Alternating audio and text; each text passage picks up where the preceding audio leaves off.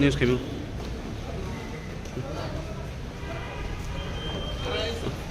Commission से वही बात हुआ है कि डायरेक्ट फंडिंग होना चाहिए एडीसी में। हम लोगों को आर्टिकल 280 से जो गवर्नमेंट ऑफ इंडिया का प्रोविज़न है, government of India has to give us direct funding. आज के दिन 68% of Tripura is ADC area, लेकिन फाइनेंस सिर्फ 1.7% का बजट का आता है। तो ये सब बात हुआ है। अब देखते हैं कि फाइनेंस कमीशन अपना रिपोर्ट गवर्नमेंट ऑफ इंडिया को कब देता है।